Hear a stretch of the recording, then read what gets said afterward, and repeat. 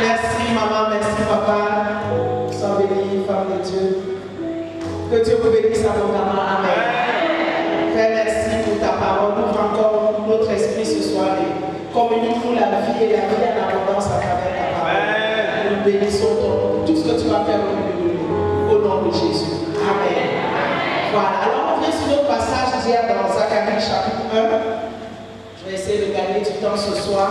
Voici le Seigneur qui donne des bonnes paroles, des paroles de consolation. Dieu dit, je vais revenir encore à Jérusalem avec compassion. Je vais rebâtir ma maison et le cordeau sera étendu.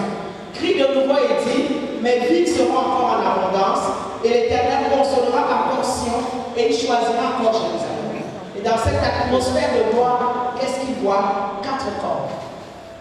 Et hier, je vous ai expliqué un peu, je vous ai donné la définition des cornes et je vous ai expliqué de manière générale que les cornes sont des armes que le diable lui a utilisées mais que Dieu a mis à notre disposition.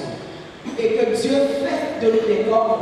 Dans Ézéchiel 29, 21, il a dit, je lèverai la force d'Israël. D'autres versions disent, je ferai pousser, germer une corne à Israël. Donc Dieu fait de nous des cornes. Et dans l'intensité du combat spirituel, il fait pousser des cornes pour que nous puissions déraciner, écraser et renverser. Dans Michée 4, verset 13, il dit, fille de Sion, lève-toi et tout. Je ferai de toi une corne. Donc non seulement Dieu nous revêt des cornes, Dieu veut pousser les cornes sur nos têtes. Mais ce qui est très important, c'est que Dieu fait aussi de nous des cornes. Amen. Et je vais continuer dans le même esprit que j'avais hier, toujours en parlant des cornes qui est l'emblème de force, qui est l'emblème de puissance, de victoire, etc.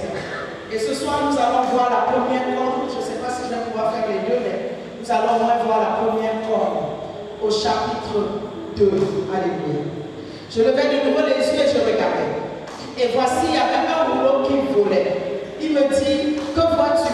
Et je répondis, je vois un rouleau qui vole. Il a 20 coudées de longueur et 10 coudées de largeur. Et il me dit, c'est la malédiction qui se répand dans tout le pays. Car selon elle, tout voleur sera chassé d'ici. Et selon elle, tout parjure sera chassé d'ici. Je la répare, dit l'Éternel des armées, afin qu'elle entre. Oh non, je suis au chapitre 5. Personne ne me fait la remarque. Amen. Amen. J'ai dit chapitre 2. Ma page a glissé. Je m'en arrive plus comme ça. Je levais les yeux, je regardais. Voici, il y avait un homme tenant dans la main un cordeau pour mesurer. Et je dis, où vas-tu? Il me dit, je vais mesurer Jérusalem pour voir de quelle largeur et de quelle longueur elle doit être. Et voici un ange qui parlait avec moi, s'avança, et un autre ange vint à sa rencontre. Et il dit, cours, parle à ce jeune homme, et dit, Jérusalem sera une ville ouverte à cause de la multitude d'hommes et de bêtes qui seront au milieu d'elle. Je serai pour elle, dit l'Éternel, une muraille de feu tout autour, et je serai sa gloire au milieu d'elle. Amen. Amen. Voilà. Donc il a vu 4 cornes. Et il a vu les forgerons, qui sont les anges de Dieu, qui sont venus abattre ces cornes-là. Et il lève les yeux maintenant et il regarde. Qu'est-ce qu'il voit? Il voit un architecte, un peu comme un architecte. Avec un mètre de ruban à mesurer. Vous savez, les architectes, les couturiers, les menuisiers, c'est rare qu'ils sortent sans avoir leur mètre de ruban. Ils ont toujours leur mètre de ruban avec eux parce qu'à chaque fois qu'on les appelle, ils doivent aller prendre des mesures pour effectuer un travail. Alors il pose la question, il dit, où vas-tu? Et il dit, je vais mesurer Jérusalem. Donc imagine qu'il a son mètre de ruban à bâtir.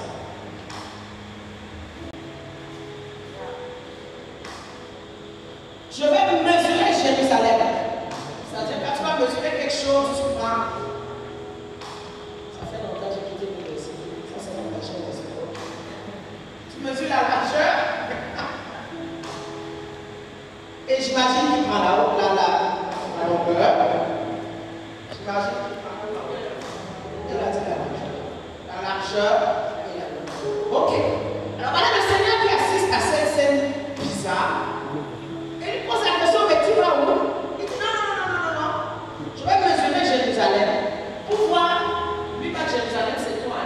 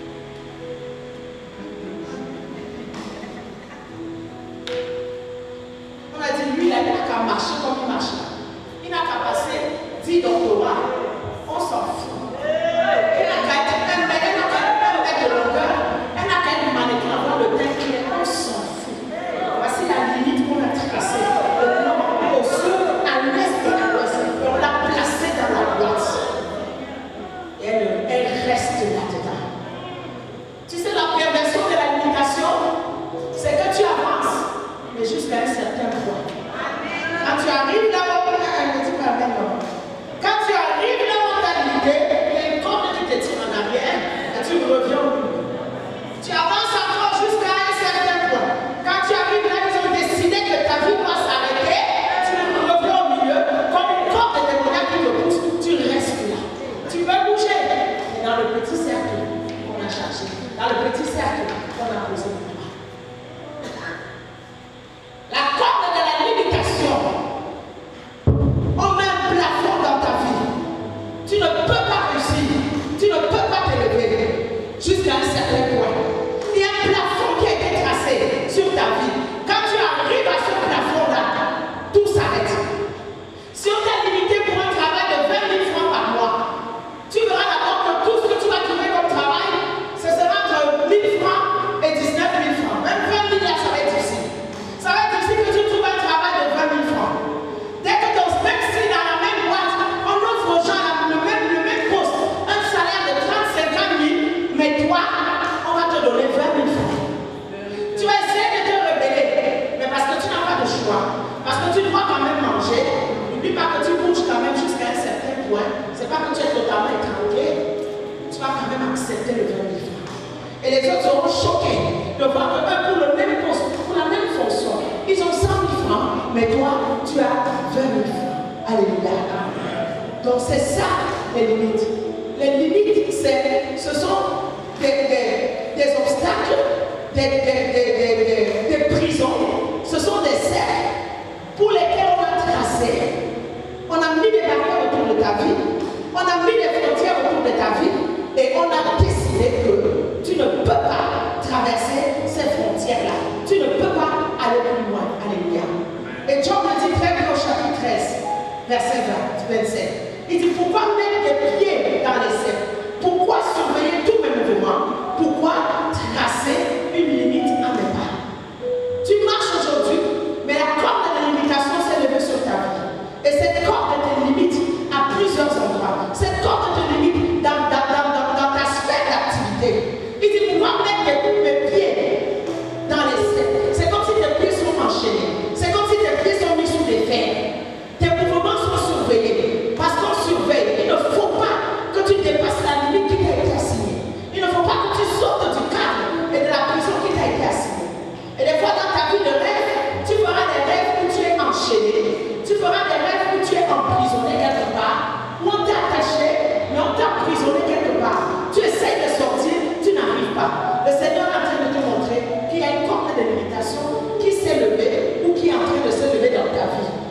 Et tu es cerné de tout part, tu es surveillé de tout part. Tes progrès sont analysés, tes progrès sont examinés, ton progrès est surveillé et on s'assure que tu ne progresses pas jusqu'à la limite qui t'a été assignée. Alléluia. Jusqu'à la limite qui t'a été assignée. Et qu'est-ce que la limitation fait dans ta vie? Ça t'apporte des restrictions. Ça stoppe ton mouvement. Ça stoppe ta mobilité. Tes mouvements sont limités. Tu es paralysé. Tu vois les miracles, mais tu ne les expérimentes pas. Tu entends parler de la guérison, mais c'est une histoire, c'est une fable. C'est un conte de La Fontaine pour toi. Mais tu ne l'expérimentes pas. Là où les vraies choses se passent, tu n'es pas là. Tu es dans ta petite cage. Il y a quelque chose qui te stoppe, qui t'empêche d'avancer, qui t'empêche d'accéder à une position supérieure. Tu es dans la même compagnie depuis 30 ans, depuis 20 ans.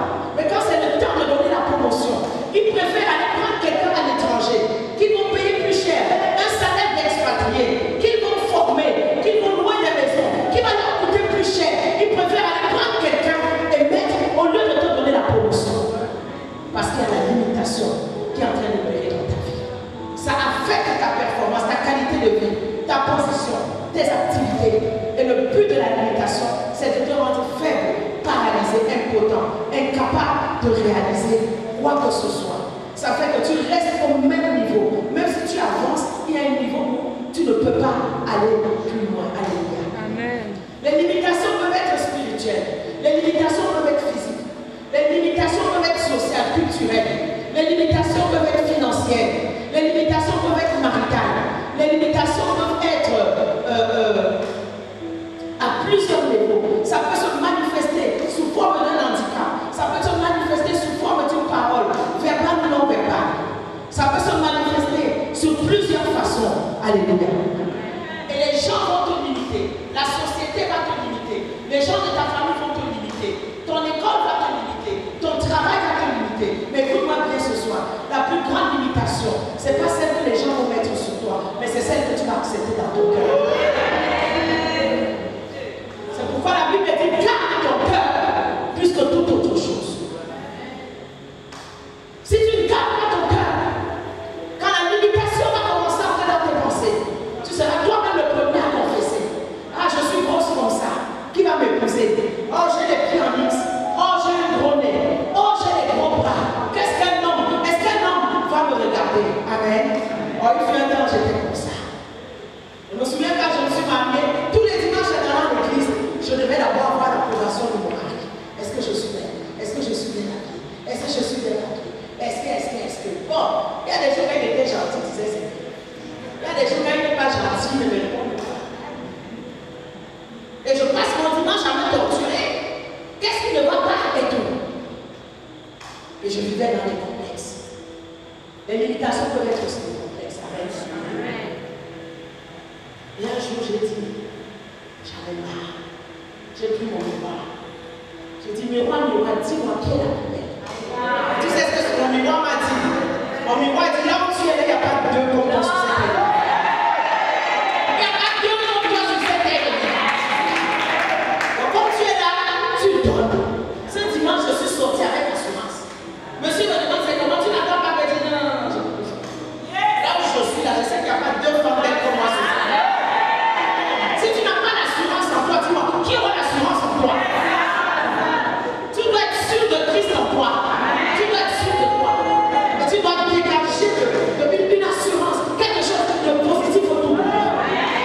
Beaucoup de femmes sont limitées par leur complexe, par leur vision qu'elles ont d'elles-mêmes. Oh, je suis trop grosse. Qui t'a dit que tous les hommes aiment les femmes minces? Tous les hommes n'aiment pas les mannequins, alléluia.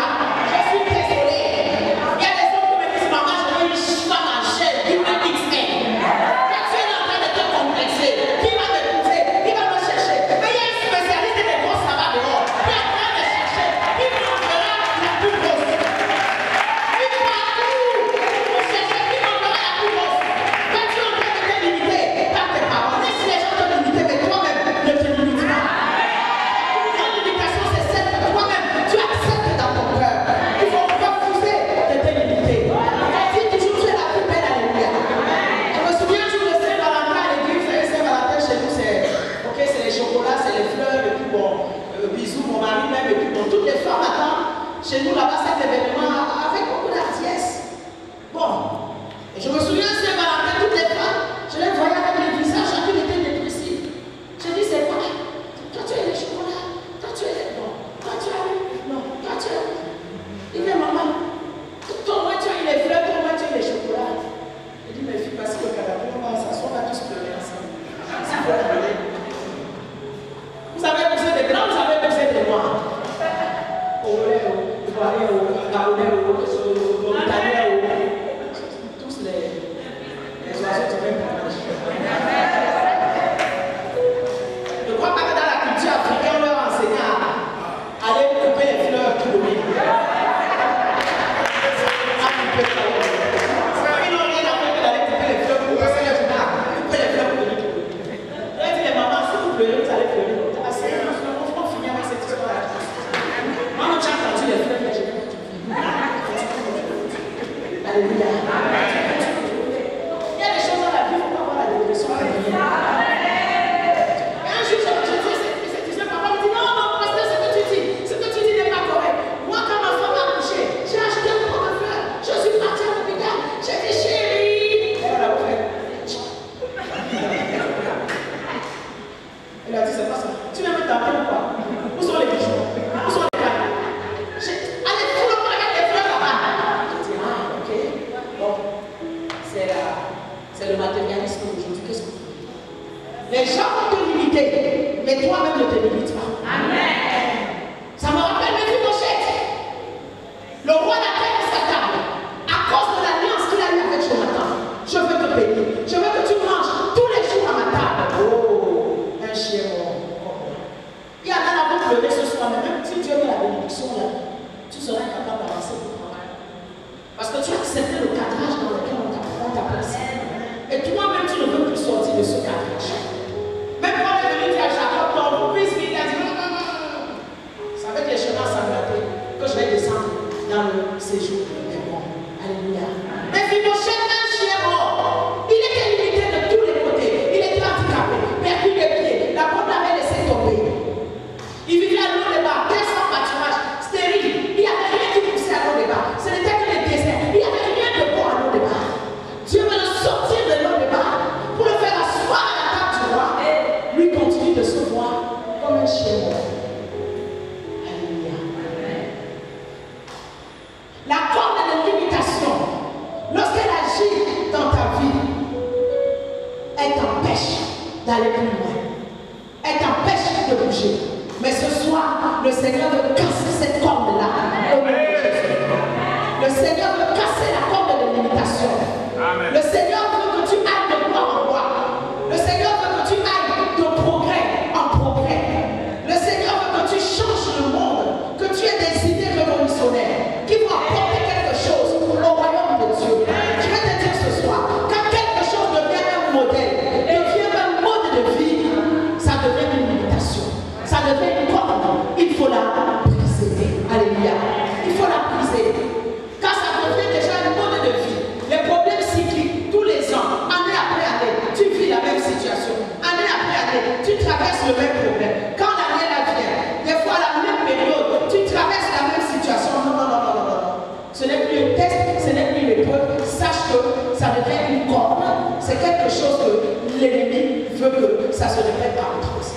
1 Pierre 5:10 dit, le Dieu de toute grâce qui vous a appelé en Jésus à sa gloire éternelle, après que vous aurez souffert un peu de temps, vous perfectionnera, vous affirmera, vous fortifiera, vous rendra inébranlable. Après qu'on ait souffert, mais un peu de temps.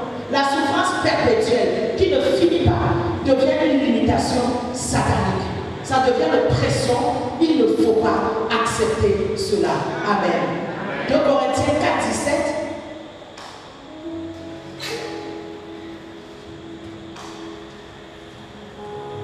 2 Corinthiens 4:17, la Bible dit, car nos légères afflictions du moment présent produisent pour nous, au-delà de toute mesure, un poids éternel de gloire. Il dit bien nos légères afflictions du moment. Donc ce n'est pas quelque chose de prolongé. Quand ça devient prolongé, ça devient l'oppression. Et Jaïbeth avait discerné cela. C'est pourquoi il a crié à Dieu, il dit, Seigneur, si tu me bénis, si tu étends mes limites, assez c'est assez, ça ne peut plus durer. Et tu dois pousser ce cri de Jaïbeth ce soir. Tu ne dois pas accepter la corde d'oppression, de continuer d'opérer dans ta vie. Il dit, Seigneur, si tu étends mes limites. Et la Bible dit que Dieu exauça Jaïbeth. Et Dieu va t'exaucer ce soir. Au nom de Jésus. Je t'assure que la corde de limitation sera brisée. Toutes les barrières qui ont été mises dans ta vie seront enlevées. Tu marcheras libre. Et tu marcheras libre de tes temps d'aller où le Seigneur veut que tu ailles. Amen. Dans Michée 7, verset 11, il dit, le jour où l'on rebâtira tes murs, ce jour-là, tes limites seront reculées. Dieu veut que tes limites soient reculées. Que tes limites soient reculées ce soir. Au nom de Jésus. Parce que ce jour-là, c'est aujourd'hui. Ce jour-là, c'est ce soir. Que tes limites soient reculées. Que tes limites soient reculées. Au nom de Jésus. Esaïe chapitre 26, verset 15. Multiplie le peuple éternel. Manifeste ta gloire. Recule toutes les limites du pays.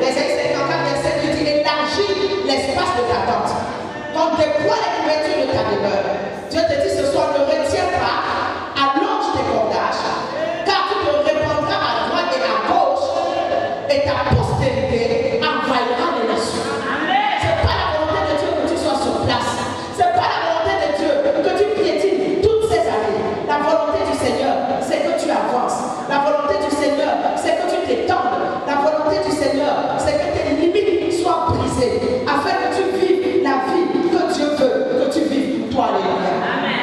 Dans Deutéronome 1, verset 6, il dit, vous avez assez demeuré sur cette montagne. Tournez-vous et partez à la montagne des Amoréens. Voici, j'ai mis le pays devant vous. Allez et prenez possession du pays que l'Éternel a juré à vos pères de vous donner. Dieu a mis cette nation où tu es né. Dieu a mis cette nation devant toi. Dieu te dit de posséder cette nation. Les grands boulots, c'est pas seulement pour les gens qui doivent entrer dans les sciences occultes ou dans le politisme ou quoi que ce soit. Non, le grand boulot, ça peut être pour toi aussi. Une position, ça peut être pour toi aujourd'hui. Aussi, tu peux exceller sans avoir à rentrer dans des choses bizarres. Alléluia. Dieu te dit, les justes croissent comme le panier, ils s'élèvent comme le cercle du Liban. La volonté de Dieu, c'est que tu crois. La volonté de Dieu, c'est que tu t'étends. Amen. C'est pourquoi il a dit ici à l'ange d'aller dire au jeune homme, il dit, cours, pars et dis à ce jeune homme, Jérusalem sera une ville ouverte à cause de la multitude d'hommes et de bêtes qui seront au milieu d'elle. Et je serai pour elle, dit l'Éternel, une muraille de feu. Qu'est-ce que Dieu voulait lui dire? Il dit, va dire à celui-là qui a mesuré mon peuple, qui a tracé la boîte, qui a mis le cercle dans lequel ils sont. Dis-lui, non, ne mesure pas mon peuple, ne mesure pas leur vie, ne mets pas des barrières, ne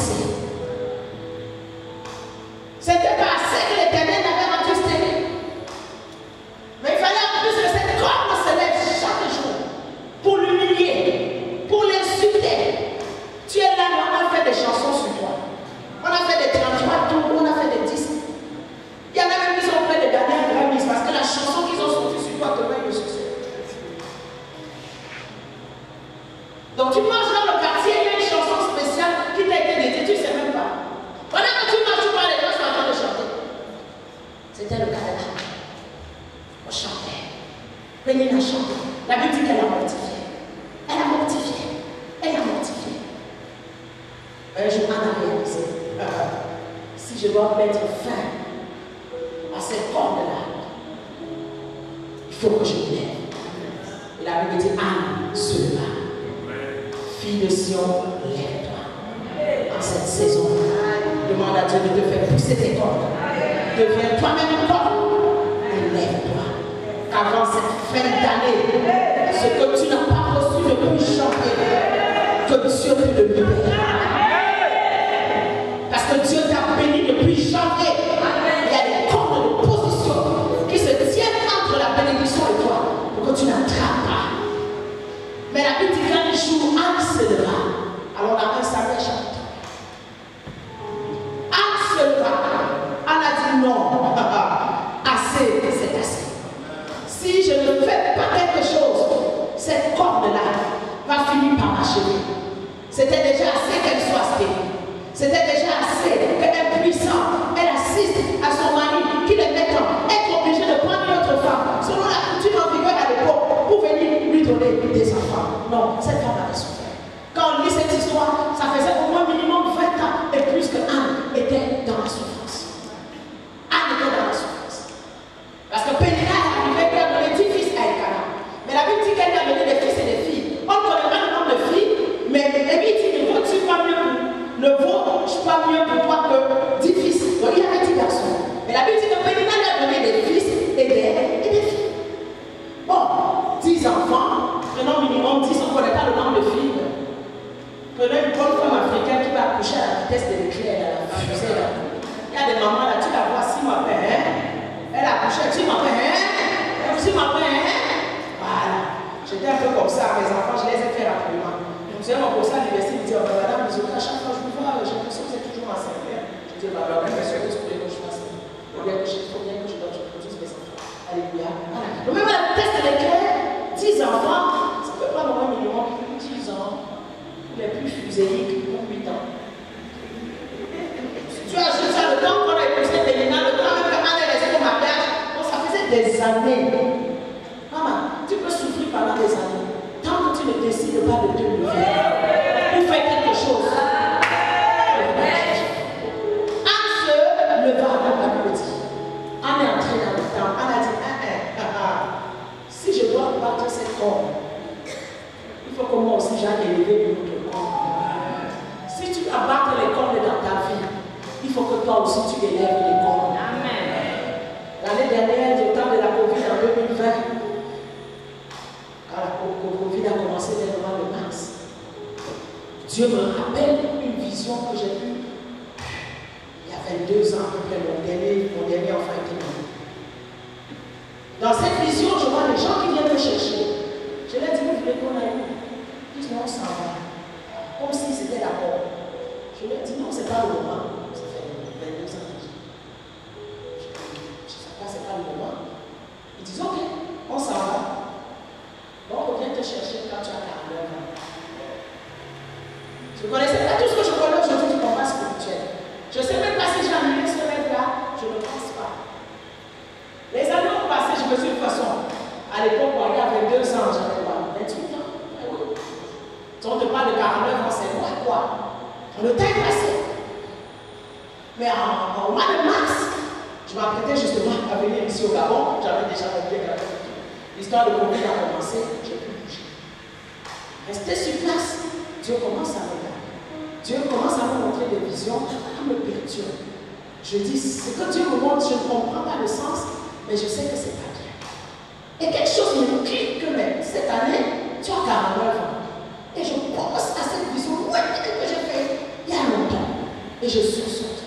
Et Dieu me donne 3 visions, mais que je ne comprends pas. Je dois appeler un serviteur de Dieu qui souvent explique très bien les visions. Et le Seigneur me parle, il dit non, il ne connaît pas mon histoire. Hein. Il dit, le Seigneur me dit de te dire que tu as 49 ans cette année dans ta famille. Les gens qui ont une grande destinée, c'est à cet âge-là qu'ils meurent. Donc, il y a une corne de mort qui s'est levée en cette année dans ta vie. Et si tu ne pries pas beaucoup pour la casser, tu ne vas pas finir la vie. C'est là où je réalise en fait que oui, je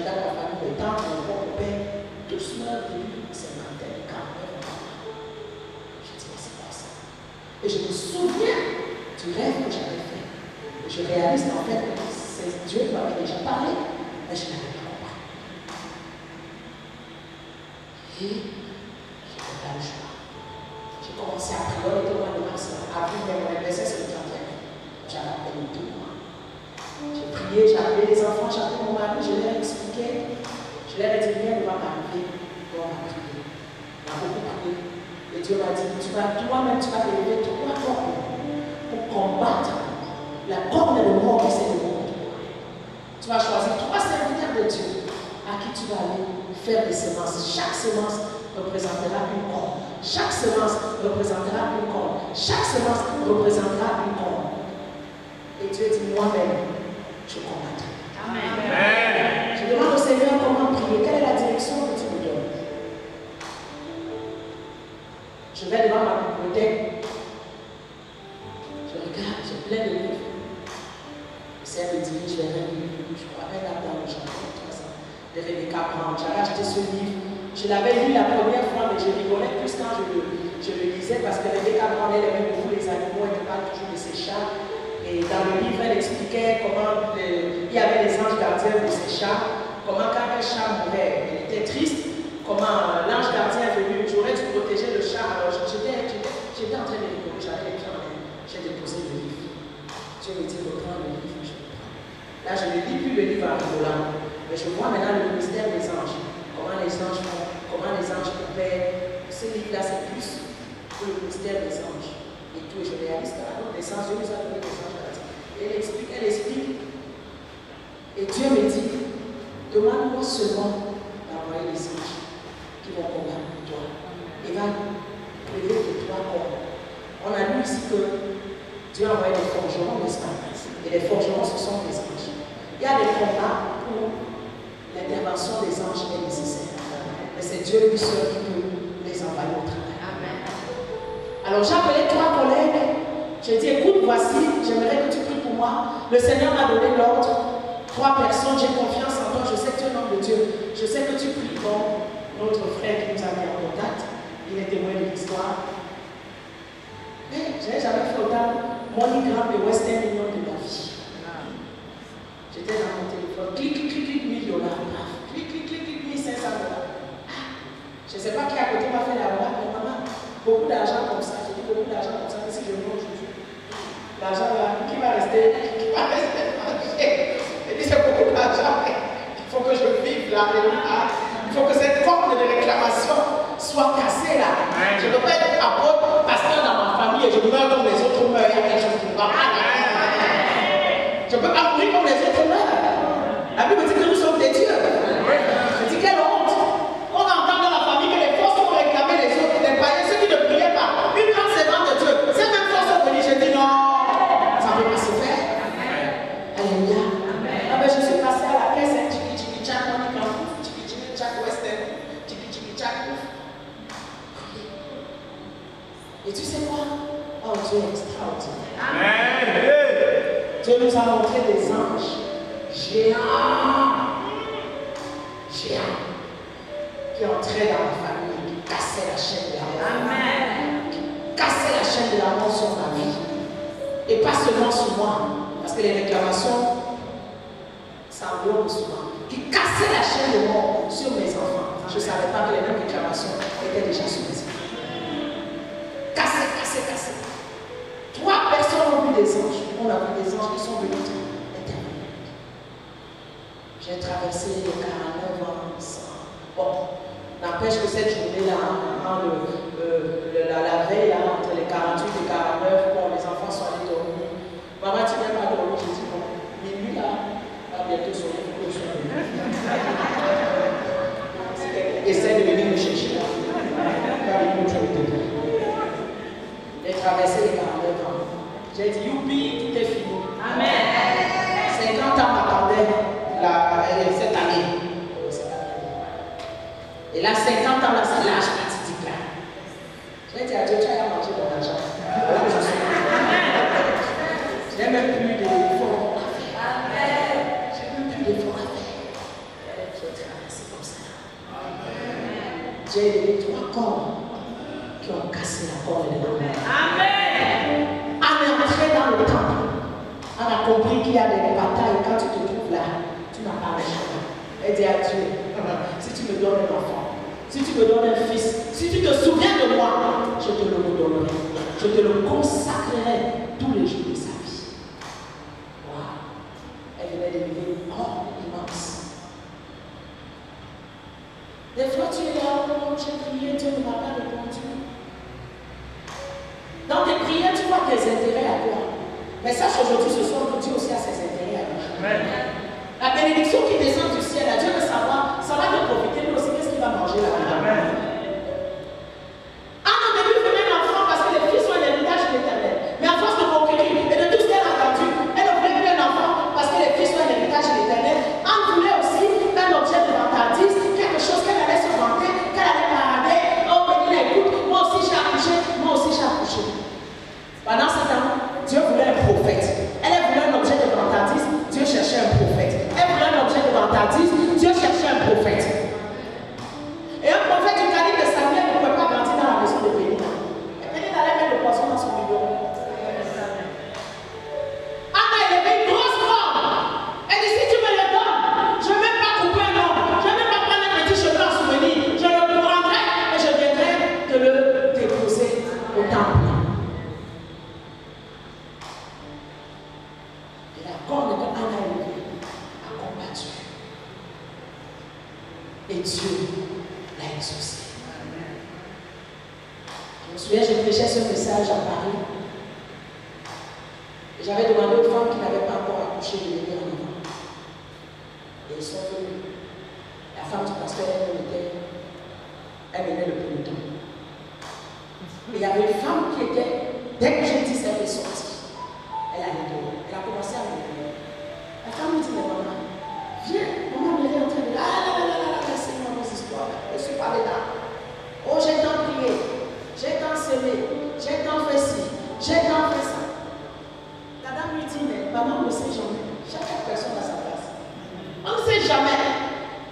C'est une histoire vraie de l'église et là-bas. Elle n'est pas venue pour la prière. Et toutes les femmes pour lesquelles on a prié, quand je suis revenue la nuit après, tout avait accouché. Notre avait donné l'enfant Samuel et tout, quand c'était les garçons. Sauf cette femme-là. Alléluia. Nous allons prier ce soir parce que je crois que nous sommes en fin d'année. Et nous voulons que le corps soit cassé. Si tu es prêt à prier, tu vas te lever. J'ai fini pour ce soir avec le gros feu, je ne vais pas aller plus loin. Demain, on va traiter 2 corps. Et on va clôturer jeudi avec la dernière corde. Je veux encore que tu élèves la voix sur nous ce soir et que tu brises toutes les limitations.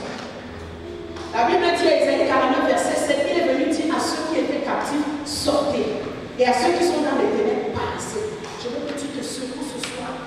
Tu déclares toute limitation qui est placée dans ta vie. Le gauche à droite, du nord au sud, reste soit brisé. Tu prends le sang de Jésus, tu effaces toute trace qu'ils ont tracée, tout crayon qu'ils ont pris pour mesurer, tu les effaces par le sang de Jésus. Il n'y aura pas de limitation dans ta vie. Élève ta voix et prie ce soir. Élève ta voix.